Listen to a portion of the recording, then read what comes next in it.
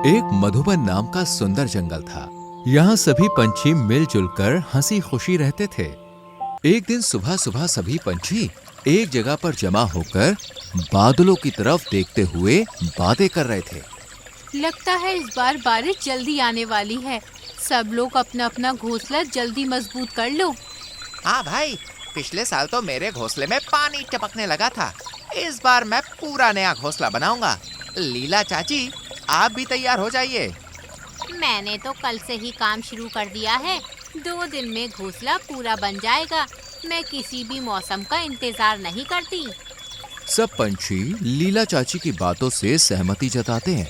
तभी पेड़ की डाली पर बैठे नींद में आलसी कालू कौवा जमाई लेते हुए बोलता है, अरे भाई, इतनी मेहनत क्यों? मौसम आएगा तो देखेंगे। अभी तो मौसम बढ़िया है। आराम करो, आराम।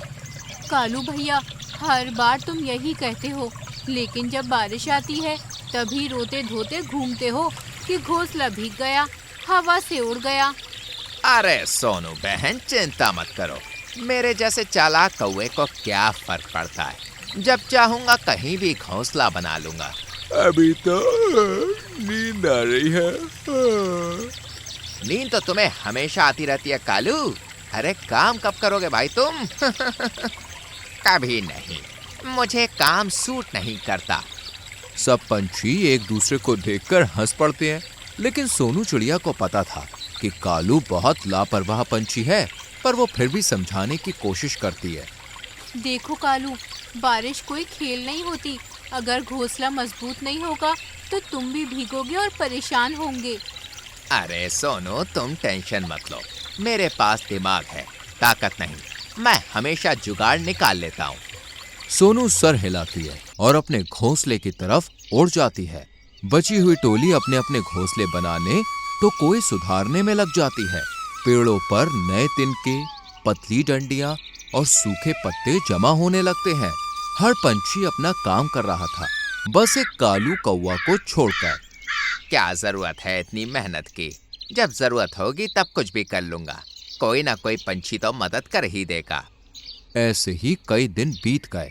एक शाम अचानक आसमान में काले बादल छा गए।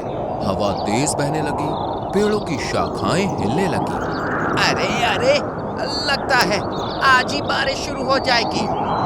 सब अपने अपने घोंसले में चले जाओ। फिर सभी पंछी अपने अपने घोंसलों में चले जाते हैं। सभी पंछियों के घोंसले तैयार थे, बस कालू कौवे ने अपना घोंसला नहीं बनाया। बारिश की पहली ही बूंदें गिरना शुरू हो गई। कालू कौवा पेड़ की डाल पर घबराया हुआ बैठा था। अरे ये क्या, बारिश इतनी जल्दी कैसे शुरू हो गई? मैंने सोचा था कि बारिश होने में अभी समय है। बारिश अब तेज होने लगी। कालू का शरीर भीगने लगा। वो बारिश से बचने के लिए मदद मांगने चला जाता। सबसे पहले वो कबूतर के घोंसले पर पहुंचा। कबूतर भाई, दरवाजा खोलो, मुझे अंदर ले लो ना। ना भाई ना, मेरा घोंसला तो पहले से ही छोटा है। अरे हम 2 ही मुश्किल से समाते हैं भाई। कालू अगले पेड़ की तरफ उड़ गया, जहां लीला चाची रहती थी। लीला चाची, अब प्लीज मुझे अंदर ले लो। मुझे बहुत ठंड लग रही है। कालू बेटा, मैं मदद तो करती हूँ, लेकिन मेरा घोंसला अभी ही बना है। अंदर गीला हो जाएगा, माफ करना मुझे। कालू कौवा निराश होकर सोनू चिड़िया के घोंसले के पास गया। सोनू बहन, तुम सबकी मदद करती हो, मुझे अंदर ले लो। मेरा घोंसला बना नहीं है, बहुत तेज बारिश हो रही है। कालू, तुमने अपनी मेहनत नहीं की। मैंने तुम्हें कई बार कहा था, लेकिन फिर भी मैं तुम्हें बाहर नहीं छोड़ सकती। अंदर आ जाओ। कालू तुरंत अंदर घुस गया, लेकिन अंदर जगह बेहद कम थी। सोनू और उसके बच्चों को तंग होकर बैठना पड़ा। इधर कालू ने भीतर आते ही शिकायत शुरू कर दी। अरे सोनू बहन, थोड़ा दाएं सरको ना, यहाँ तो बहुत घुटन हो रही है। कालू, ये कोई होटल नहीं है। जितनी जगह है उतना ही मिलता है। अगर तुमने पहले मेहनत की होती तो आज परेशानी ना होती। कालू चुप हो गया, थोड़ा संकुचाया भी, लेकिन उसके दिमाग में कुछ और ही चल रहा था। बारिश पूरी रात चलती रही। सोनू का घोंसला हालांकि मजबूत था, लेकिन कालू के घुसने से अंदर बहुत तंग हो गया था। सुबह बारिश थोड़ी रुक जाती है। सोनू बच्चों को लेकर बाहर निकली। जैसे ही वो बाहर आई, कालू तुरंत बोला, सोनू बहन, आप लोग बाहर ही रहें, मैं थोड़ा आराम कर लूंगा। वो क्या है कि मैं रात भर सो नहीं पाया। कालू, ये क्या बात हुई? ये मेरा घोंसला है, चलो बाहर आओ। नहीं दीदी, अब तो मैं भीग जाऊंगा, मुझे थोड़ी देर रहने दो। आप लोग कहीं और चले जाओ, ये घोंसला मुझे ज्यादा सूट करता है। क्या मतलब? तुम्हें सूट करता है? ये मेरा घर है। सोनू बहन, अब तो मैं यहाँ से नहीं हिलूंगा, आप चाहे तो नया घोंसला बना लो। ये सुनकर सोनू दुखी हो गई। उसने अपने बच्चों को बुलाया और कहा, चलो बच्चों, अब हम नए घर की तलाश करेंगे। भले ही मेहनत करनी पड़े, पर किसी पर निर्भर नहीं रहेंगे। सोनू ने पासी के पेड़ के खाली हिस्से एक खोखल में जाकर नया घोंसला बनाना शुरू किया। सोनू चिड़िया और उसके बच्चे अब पेड़ के खोखल वाले हिस्से में नया घोंसला बनाने में लग गए थे। तिनके इकट्ठे करना, पत्ते जमाना, सब कुछ तेजी से चल रहा था। इधर कालू कौवा सोनू के पुराने घोंसले में बैठकर आराम कर रहा था, मानो सब कुछ उसके हिसाब से चल रहा हो। वाह, कितना आरामदायक घर है। सोनू चिड़िया ने तो बहुत अच्छा बनाया था।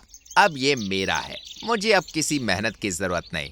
मेहनत करने वालों को बस मेहनत मिलती है, और दिमाग वाले जैसे मैं बस मजे में रहते हैं। पास के पेड़ पर काबू कबूतर ये सब सुन रहा था। उसने लीला चाची से कहा, देखा, कालू ने कैसे चालाकी की। सोनू बेचारी बाहर काम कर रही है और ये मजे ले रहा है। ऐसी चालाकी कभी ज्यादा दिन नहीं चलती, देखना इसका परिणाम जरूर मिलेगा। दूसरी तरफ सोनू चिड़िया और उसके बच्चे खोखल में घोंसला जमाने में लगे थे। बच्चों, चलो जल्दी जल्दी तिनके लाओ, हमें शाम तक घोंसला तैयार करना है। माँ, कालू अंकल ने आपका घर क्यों ले लिया? वो तो कहते थे कि वो सबके अच्छे दोस्त हैं।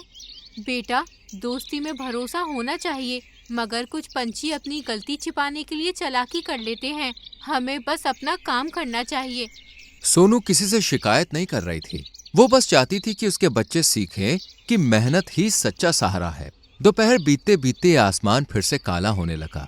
सोनू का घोंसला लगभग बन चुका था। बस थोड़ा सा और, बारिश शुरू होने से पहले हम यहाँ आराम से रह पाएंगे। लेकिन तभी तेज हवा चली और हल्की हल्की बूंदें गिरने लगी। माँ, बारिश आ गई। घबराओ मत बच्चों, हम यहाँ रह सकते हैं, हमारा घोंसला तैयार है। दूसरी तरफ कालू अपने कब्जाए हुए घोंसले में मजे से बैठा था। अरे वाह, क्या नसीब है मेरा, बिना मेहनत के इतना बढ़िया घर मिल गया। सोनू चिड़िया तो बेवकूफ है जो इतनी मेहनत करती है। वैसे ये घोंसला तो बहुत मजबूत है। सोनू को सच में बहुत अच्छा घोंसला बनाना आता है। बारिश के कुछ घंटे बाद आकाश थोड़ा साफ हुआ। पंछी फिर से अपने काम में लगे, लेकिन जंगल में एक और हलचल शुरू हुई। जंगल के ऊपर एक बड़ी, मजबूत, तेज उड़ने वाली परछाई दिखाई दी। काबू कबूतर घबराकर बोला, ओ नहीं, ये तो चील है। चील यहाँ क्यों आई है? आमतौर पर वो जंगल के बाहर रहती है, लगता है बारिश में उसे खाना नहीं मिला होगा। चील धीरे धीरे नीचे चक्कर लगाने लगी। उसकी नजर कुछ खास ढूंढ रही थी। चील की तेज आंखें सोनू का पुराना घोंसला देख लेती हैं, जिसमें अब कालू बैठा था। घोंसला ऊंचा, मजबूत और सबसे साफ सुथरा दिख रहा था। ये घर अच्छा है, अंदर जरूर कोई छोटा पंछी होगा। आज का शिकार यही होगा। चील अपने पंख फैलाते हुए तेजी से वहां उतरी। ये आवाज कैसी? कोई बड़ा पंछी लगता है। कालू बाहर झांक कर देखता, वहां विशाल चील घोंसले के पास उतर रही थी। अरे बाप रे, ये तो चील है। मैं तो गया। चील घोंसले के पास आई और बोली, इस घोंसले में कौन है? जी, कौवा हूँ, छोटा सा कौवा। चील ने घोंसले को गौर से देखा। तो फिर निकलो यहाँ से, मैं इस घोंसले का इस्तेमाल करूंगी, बड़ा आरामदायक है। नहीं, ये मेरा घोंसला है, मैं नहीं जाऊंगा। चील ने अपनी बड़ी चोंच घोंसले की तरफ बढ़ाई और जोर से धमाका किया। अरे, ठीक है, जा रहा हूँ, बचाओ। कालू उड़कर बाहर निकल गया और घबराते हुए दूर एक डाल पर जाकर बैठ गया। चील तुरंत घोंसले के अंदर चली गई। जैसे ही कालू बाहर आया, आसपास के पंछी उसे देखकर हक्का बक्का रह गए। कालू, तुम इतने डरे हुए क्यों भाई? चील ने मेरा मतलब सोनू चिड़िया का मतलब मेरा घोंसला ले लिया। अरे बेटा, वो कभी तुम्हारा था ही नहीं, तुमने सिर्फ कब्जा किया था। प्रकृति ने सही फैसला किया है। कालू पानी में भीगा कांप रहा था और ऊपर से शर्मिंदा भी था। कालू एक पेड़ की टेढ़ी डाल पर बैठ गया, पूरी तरह भीगता हुआ, कांपता हुआ, अकेला। काश मैंने अपना घोंसला बना लिया होता। काश मैंने सोनू बहन की बात मान ली होती। उसकी चालाकी अब पछतावे में बदल चुकी थी। रात भर कालू कौवा भीगता रहा, कभी तेज बारिश, कभी हवा, कभी ठंड। कालू को समझ में आ चुका था कि उसने गलती बड़ी की। फिर सुबह हो जाती है। सुबह होते ही कालू धीरे धीरे नीचे उतरकर पत्थर के पास बैठ गया। काबू कबूतर उड़ते हुए आया और बोला, अरे कालू, कैसी हालत बना लिया भाई तुमने? पूरी रात भीग गए हो क्या? हाँ काबू, मुझे बहुत ठंड लग रही है। चील ने घोंसला ले लिया और किसी ने मुझे अपने घर में जगह नहीं दी। कालू, हम लोग इसलिए नहीं ले पाए क्योंकि भाई हमारे घोंसले छोटे हैं। लेकिन सच कहूँ तो तुमने खुद ही अपनी परेशानी बुलाई है। हाँ, मुझे पता है कि मैंने गलती की है। सोनू बहन का घर छीन लेना गलत था। लीला चाची भी पास आई। कालू बेटा, गलती कबूल करना अच्छी बात है, लेकिन सीख उससे भी बड़ी बात है। अगर तुमने मेहनत की होती तो आज ये हाल ना होता। चाची, अब मुझे क्या करना चाहिए? वही जो सब करते हैं, अपना घोंसला खुद बनाओ, किसी दूसरे की मेहनत पर भरोसा मत करो। लेकिन चाची, बारिश के मौसम में घोंसला बनाना मुश्किल काम है। मुझे तो तरीका भी ठीक से नहीं आता। तुम सच में सीखना चाहते हो तो हम सब मदद कर सकते हैं, लेकिन मेहनत तुम्हें ही करनी होगी भाई। थोड़ी देर बाद कालू सोनू चिड़िया के खोखल वाले नए घोंसले के पास पहुंचा। सोनू अपने बच्चों को खाना खिला रही थी। कालू को देखकर वो चौंक गई। कालू, यहाँ क्यों आए हो? कोई नई चालाकी करनी है? नहीं सोनू बहन, मैं चालाकी करने नहीं आया। मैं तो माफी मांगने आया हूँ। माफी? किस बात की? इस बात की कि मैंने आपका घर छीन लिया, आपके बच्चों को बाहर खड़ा कर दिया और खुद आराम से बैठा रहा। मुझे नहीं करना चाहिए था ऐसा। कालू के शब्द सच्चे लग रहे थे। वो सर नीचे किए खड़ा रहा। कालू, मुझे तुम पर गुस्सा जरूर आया था, लेकिन तुम सच में अपनी गलती समझ रहे हो, ये अच्छी बात है। मुझे बहुत पछतावा हो रहा है। चील ने घर ले लिया और मैंने रात भर भीग कर काटी। अब समझ गया हूँ कि बिना मेहनत के कुछ भी नहीं मिलता। अगर तुम अपना घोंसला बनाना चाहो तो मैं भी तुम्हें सिखा सकती हूँ, लेकिन क्या? पर तुमको मेहनत करनी पड़ेगी, कोई बहाना नहीं चलेगा। सोनू, इस बार मैं मेहनत करूँगा, चाहे जितना कठिन हो। सोनू चिड़िया, काबू कबूतर और लीला चाची ने मिलकर कालू को सिखाना शुरू किया कि मजबूत घोंसला कैसे बनाया जाता है। पहला काम, तिनके लाना, लेकिन सिर्फ कोई भी तिनके नहीं, मजबूत तिनके। कालू तुरंत उड़कर गया और कुछ तिनके लेकर आया। ये क्या लाए हो? ये तो आधे टूटे हुए हैं। अरे, टूटे हुए हैं? मुझे तो लगा ठीक होंगे। दोबारा जाओ और अच्छे वाले लाओ। कालू गहरी सांस लेकर वापस उड़ गया। आखिर चौथी बार वो मजबूत, सीधे और सूखे तिनके लेकर आया। हाँ, अब ठीक है। अब सब मिलकर कालू को सिखा रहे थे कि तिनकों को जोड़कर कैसे मजबूत बनाते हैं। कालू कोशिश करता पर अक्सर तिनके गिरा देता। कालू, ये तिनके जोड़ने का काम है, रेसलिंग नहीं भाई। धीरे धीरे पकड़ो। अरे काबू, मैं तो धीरे पकड़ रहा हूँ, लेकिन ये तिनके हैं कि फिसल जाते हैं। कालू, तुम्हें तो घोंसला बनाने में कॉमेडी आ रही है। क्या करूँ चाची, मैं नया हूँ ना। धीरे धीरे कालू को तकनीक समझ आने लगी। कालू अब घोंसला ठीक से बनाने लगा। देखा कालू, मेहनत का फल मिलता है। हाँ सोनू, अब मैं समझ गया हूँ। दूसरी तरफ चील सोनू के पुराने घोंसले में बैठकर आराम करने की कोशिश कर रही थी, लेकिन उसे एक बड़ी समस्या हो रही थी। ये घोंसला बहुत छोटा है मेरे लिए। अंदर बैठते समय पंख अटक जाते हैं। ये छोटे पंछी कैसे रहते हैं इसमें?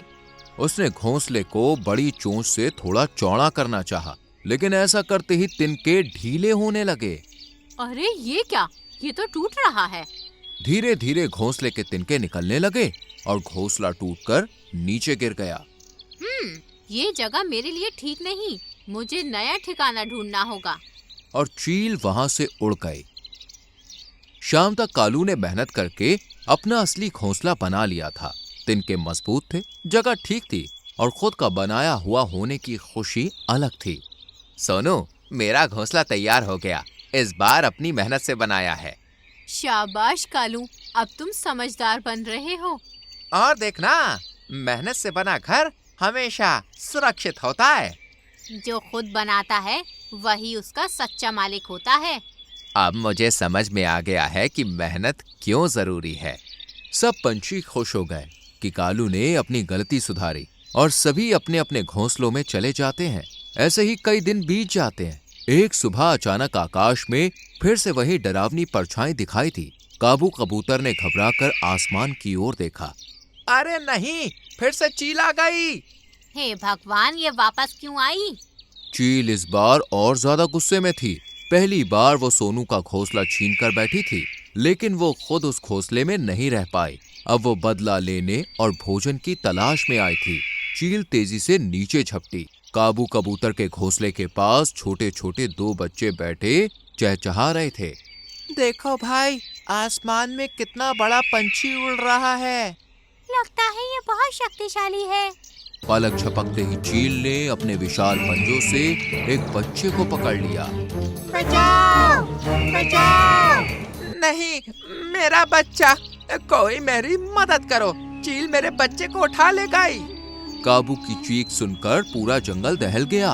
सोनू, कालू, लीला चाची, भूरी कौवी सब इकट्ठा हो गए। हे भगवान, चील ने बच्चे को क्यों मारा? उसने मेरे बच्चे को खा लिया।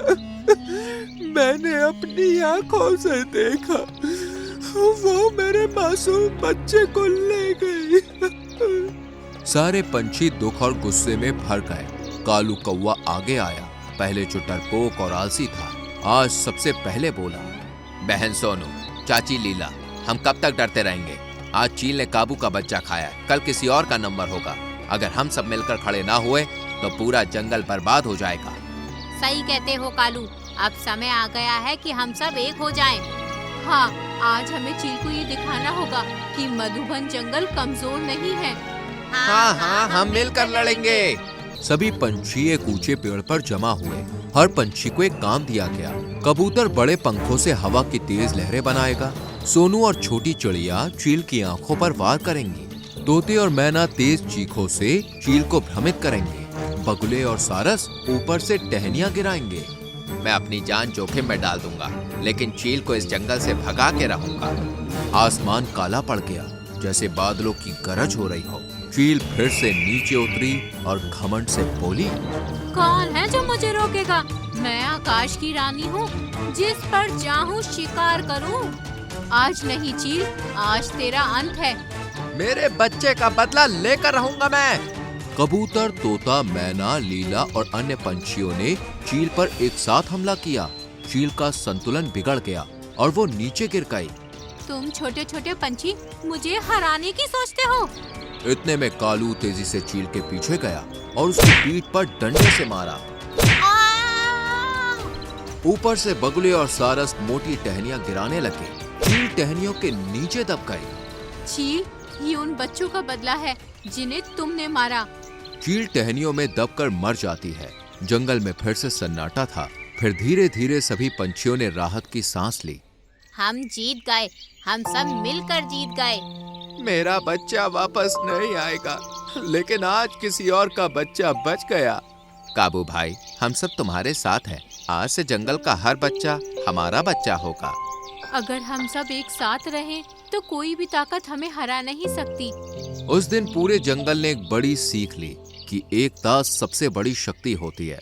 अगर सब मिलकर खड़े हों तो सबसे बड़ा दुश्मन भी हार जाता है। दोस्तों, आपको हमारी कहानी अच्छी लगी हो तो हमारे चैनल को सब्सक्राइब करके बेल आइकॉन प्रेस करें, जिससे आने वाली वीडियोस आपसे मिस ना हो।